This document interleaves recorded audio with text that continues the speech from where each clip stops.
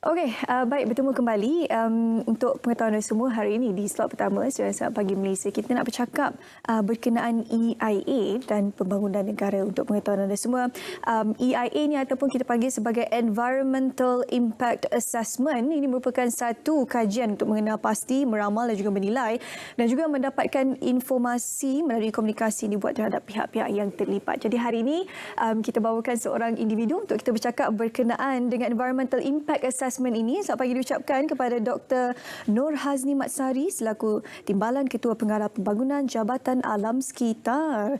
Dr. Nur Hazni, selamat pagi. Selamat pagi. Terima kasih. Assalamualaikum. Waalaikumsalam. Okey, kita nak bercakap berkenaan Environmental Impact Assessment ataupun lebih dikenal sebagai EIA. Mungkin sedikit mukadimah dan pengenalan berkenaan dengan assessment ini terlebih dahulu, Doktor. Okey. Bila kita bercakap pasal EIA, dia adalah dalam bahasa Malaysia ni adalah kesan penilaian kesan ke atas alam sekeliling. So tetapi diterjemahkan dalam bentuk laporan EIA itu sendiri. So ini adalah salah satu keperluan yang telah dimaktubkan dalam perundangan Jabatan Alam Sekitar kepada mana-mana pemaju ataupun penggerak projek untuk memulakan projek pembangunannya dengan laporan EIA sebelum satu-satu projek itu diluluskan. Jadi pengiraan atau pertimbangan tentang kelestarian alam sekitar itu diambil kira.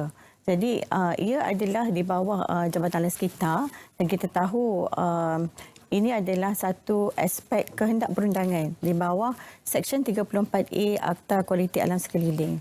Jadi di mana semua penggerak projek ataupun pemaju perlu mengemukakan laporan itu sebelum pembangunan itu dilaksanakan. Jadi konsep dia ni, ini sebenarnya kalau kita tengok, dia telah bermula di peringkat antarabangsa sejak tahun 1970 lagi. Yang mana ia mendongkong kepada prinsip sustainable development. Maknanya landscape negara ini dengan pertumbuhan banyak pembangunan, jadi kita dapati bahawa kelestarian alam itu telah dipupuk bersama dengan pembangunan negara. Jadi dengan pembangunan itu, landscape-nya telah dilihat dari bentuk impak kepada persekitaran, ekonomi, sosial dan sebagainya. Dan perkara inilah yang dilihat dalam laporan EIA tersebut. Itulah. Jadi mungkin saya juga ingin menjelaskan bahawa laporan EIA ini adalah laporan yang melihat secara holistiknya pengurusan dan kelestarian alam sekitar, yang mana apabila projek ini akan berjalan selepas diluluskan, ia akan memenuhi kepada kehendak pengurusan alam sekitar yang baik. Okey. Apakah antara peranan yang dimainkan oleh Jabatan Alam Sekitar untuk memastikan agar pembangunan lestari ini dapat dilaksanakan? Okey, alam sekitar, Jabatan Alam Sekitar adalah agensi utama yang menguruskan ataupun yang melihat kepada laporan ini. Tetapi dalam masa yang sama, kita telah membentuk satu jawatankuasa khas. Kita panggil jawatankuasa teknikal penilaian EIA itu sendiri ataupun EIA TRC yang dianggotai oleh banyak agensi lain. Jadi yang utamanya maknanya intipati kepada EIA itu adalah orang berhasrat. Maknanya pemaju itu berhasrat untuk membangunkan projek-projek mereka. Contohnya kalau kita lihat projek-projek di negara kita, dalam sejak perintah EIA dikuatkuasakan, lebih kurang 8,000 laporan telah dikemukakan, dan projek-projek ini macam projek-projek besar. Contohnya airport, pembangunan rel kereta api. Ni kita nak raya ni, kita nak lalu jalan lebuh raya dan sebagainya, ataupun pembangunan bandar-bandar baru dan sebagainya. Itu adalah satu projek-projek mega yang pada pandangan saya Jabatan Alam Sekitar telah meletakkan satu dasar, iaitu Kerajaan Malaysia telah meletakkan kelestarian alam sekitar itu adalah key utama, perkara utama untuk dilihat. Jadi apabila kita menilai laporan tersebut, kita menilai bersama-sama dengan semua agensi-agensi yang lain. Agensi-agensi sama ada di peringkat federal, persekutuan ataupun kerajaan negeri. Dan di dalam penilaian itu sendiri, kita juga mengambil kira pandangan dan ulasan pakar dan juga pihak NGO atau pihak swasta. Jadi apabila kita buat keputusan tu, Jabatan Alam Sekitar mendukung kepada semua ulasan ini sebelum satu keputusan dibuat kepada projek tersebut.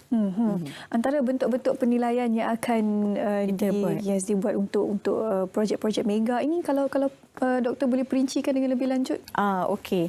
di bawah perintah 2015 kita telah maktubkan telah disenaraikan apakah aktiviti yang perlu EIA. So kita dapati kita bagikan 2 jadual. Jadual satu ada 21 dan ada lagi jadual adalah lebih kurang 17 aktiviti. Antaranya seperti industri, pembangunan bandar baru, highway dan sebagainya. Dan bila kita letakkan perkara ini, jadi kita laksanakan dengan penilaian lebih detail. So dan kita skopkan, maknanya isunya adalah di mana kedudukan projek itu dilaksanakan. Adakah dia selaras dengan zon kepada pembangunan tertentu? Adakah dia bersesuaian dengan tapak tersebut dengan buffer atau penampan dengan penduduk dan sebagainya. So maknanya isu tentang ekonomi, sosial dan alam sekitar tu dilihat secara lebih menyeluruh. Jadi ada banyaklah perkara yang memang kita gariskan dalam garis panduan kita untuk penggerak projek lihatlah. Okay.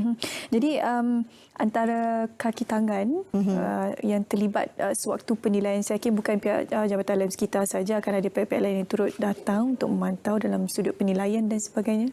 Ya, sebab kalau kita lihat EIA ini, dia adalah konsep sebagai model kepada perancangan. So maknanya EIA ini adalah dia bertindak sebagai mengidentifikasi, mengenal pasti apakah dia perkara-perkara yang akan berlaku dengan projek pembangunan tersebut.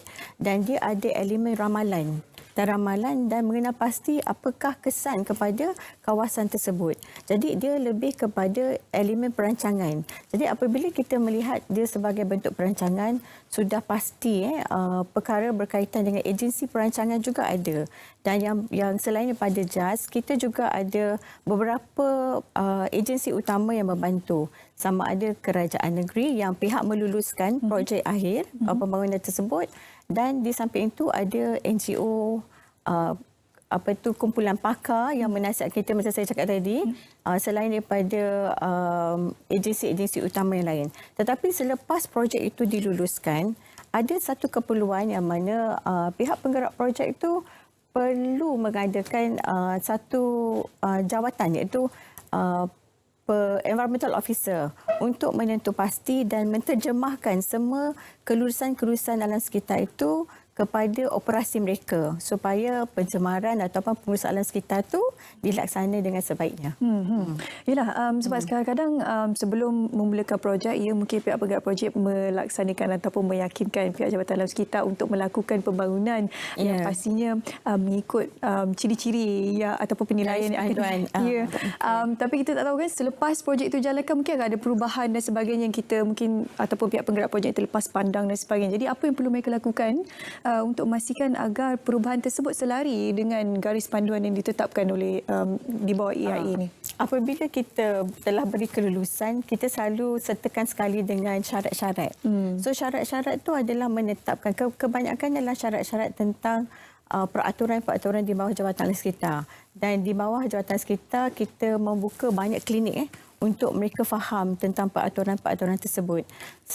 Lagi satu, kita memang telah menekankan pada pemantauan dan juga penguatkuasaan kendiri oleh pihak pemaju. Jadi kita telah mensyaratkan mereka melantik environmental officer untuk memantau apa sahaja syarat yang kita tetapkan supaya mereka translatekan di lapangan. Jadi selain daripada pegawai JAS sendiri turun padang dan memantau kawasan tersebut. Jadi dalam satu jadual berkala kita akan turun, dan sepanjang masa yang kita tak ada tu, maknanya pegawai dilantik oleh pemaju itulah yang bertanggungjawab untuk melihat pengurusan alam sekitar dilaksanakan baik di projek masing-masing.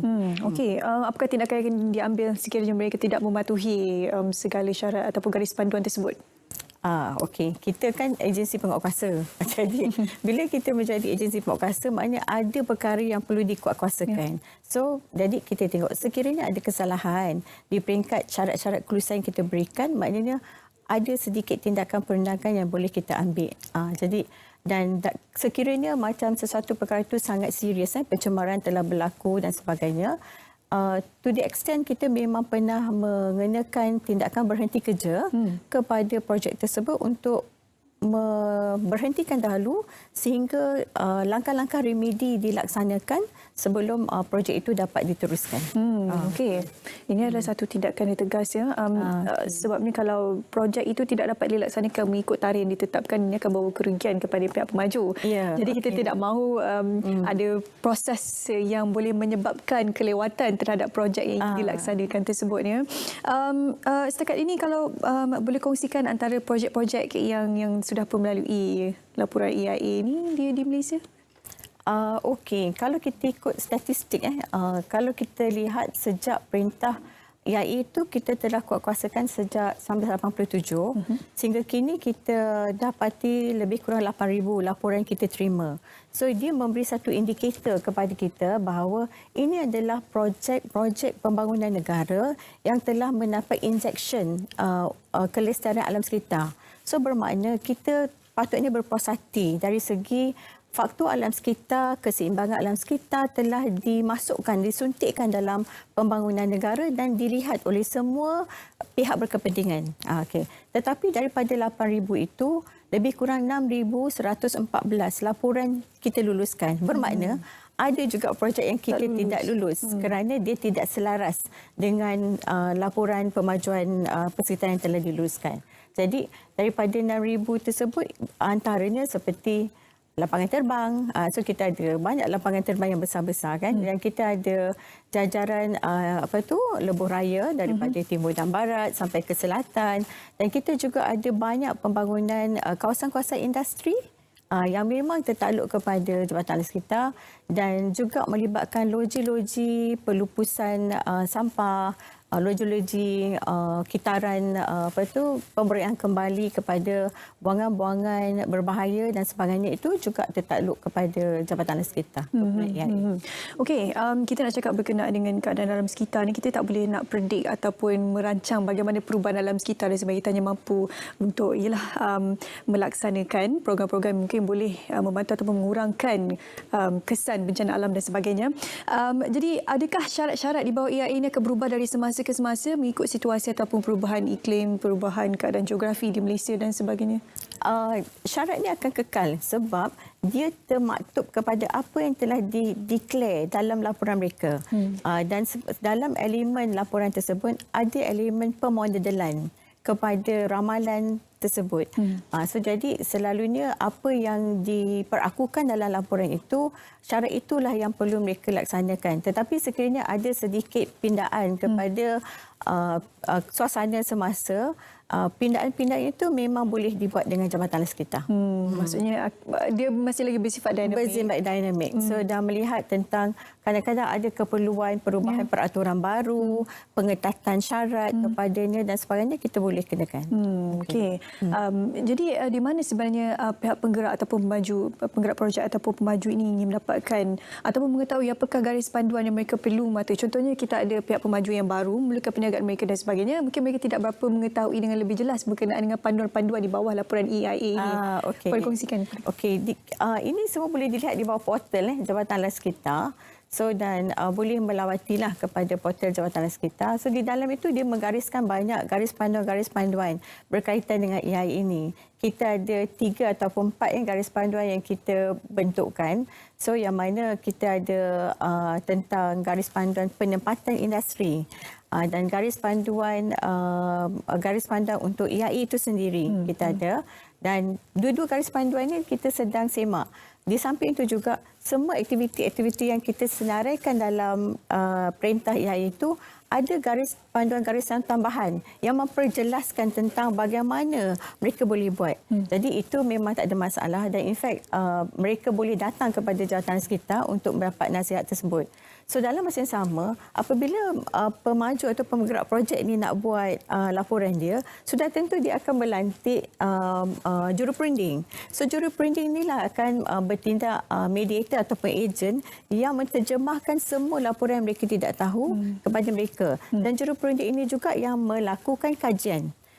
kajian bunyi bising lah, air dan sebagainya untuk diletakkan dalam satu laporan sebelum dikemukakan kepada Jabatan Ahli Sekitar untuk pertimbangan dan kelulusan. Okey. Jadi tidak perlu mempunyai banyak kerisauan lah untuk penggerak projek dan juga pemaju, akan ada pihak ketiga, pihak tengah untuk membantu mereka memberi konsultasi dan sebagainya terhadap projek mereka ingin dibangunkan dan seterusnya ialah melakukan laporan EIA dan sebagainya. Okey, kalau doktor boleh kongsikan apa antara perancangan pihak Jabatan Alam Sekitar di masa hadapan untuk memastikan kelestarian alam sekitar kita sentiasa terjaga? Kita memang akan terus menguatkuasakan akta kita lah, menguatkuasakan undang-undang. Dalam masa yang sama, kita juga akan memperkasakan sektor pembangunan. So, antaranya di bawah rancangan Malaysia ke-12 ni, kita telah melihat keperluan untuk menambah baik prosedur dan tadbir urus IAI itu sendiri. Mungkin kita akan semak dari segi tempoh piagam pelanggan tentang laporan itu dinilai sebelum dibuat kelulusan. Dalam masa yang sama, kita juga memberikan pendekatan yang lebih ringkas dan tepat kepada investor. Sebab kita ada banyak keperluan-keperluan konvensyen antarabangsa yang memang kita perlu penuhi. Jadi, garis panduan ini mesti mendukung kepada prinsip tersebut dan polisi tersebut. So, dalam masa yang sama juga, kita juga nak memperkasakan Jabatan Alam Sekitar itu sendiri dari segi kompetensi pegawai dan juga industri ataupun pemaju yang melaksanakan projek tersebut. Jadi antaranya adalah secara latihan kompetensi kepada mereka. So dan dalam masa yang sama juga kita akan mempergiatkanlah kesedaran alam sekitar lah, terutamanya siri-siri perbincangan berkaitan dengan IAA dan seminar-seminar kepada mereka-mereka yang terlibat. Okey. Jadi mungkin doktor ada sedikit nasihat ataupun pesanan yang disampaikan untuk penggerak projek ataupun pemaju di luar sana yang membangunkan projek mereka dan di mana mereka mendapatkan maklumat lanjut berkenaan dengan laporan IAA yang mereka perlu laksanakan ini. So saya rasa ini sangat penting. Pertama, saya rasa penggerak projek atau pemaju kena faham tentang sama ada aktiviti yang mereka nak laksanakan, projek pembangunan itu adalah tertakluk di bawah IAI atau tidak. Jadi tolong semak dan dalam masa yang sama mereka perlu memastikan bahawa mereka bersedia untuk mengeluarkan sedikit bajet dari segi menguruskan alam sekitar dengan sebaiknya selain daripada melaksanakan laporan tersebut. Jadi yang penting kerjasama dengan juru perunding yang membantu mereka. Selain daripada itu, mungkin mendapat nasihat-nasihat pakar lah tentang pengurusan alam sekitar yang baik. Jabatan Alam Sekitar sentiasa membuka pintu untuk penggerak projek ataupun juru perunding atau mana-mana pihak berkepentingan yang perlu nasihat dan kita akan bukalah untuk memberi nasihat lanjut kepada mereka. Okey, baik. Terima kasih kepada Dr. Nur Hazni Matsari selaku Timbalan Ketua Pengarah Pembangunan Jabatan Alam Sekitar bersama kita hari ini untuk berkongsi berkenaan dengan laporan IAI dan bagaimana ia boleh membantu sektor pembangunan negara kita ke arah kehidupan ataupun kelestarian, kemampanan ekosistem dan juga hutan kita. Terima kasih Dr. Nur Hazni bersama kita pada pagi ini yang pastinya akan membantu ataupun sentiasa membuka pintu untuk semua penggerak projek dan juga pemaju di luar sana untuk melaksanakan projek anda dan dalam masa mematuhi garis panduan yang ditetapkan di bawah laporan EIA. Okey, seterusnya kita nak bawa anda ke segmen seleksi pagi. Kita nak bersama dengan Kelantan FM iaitu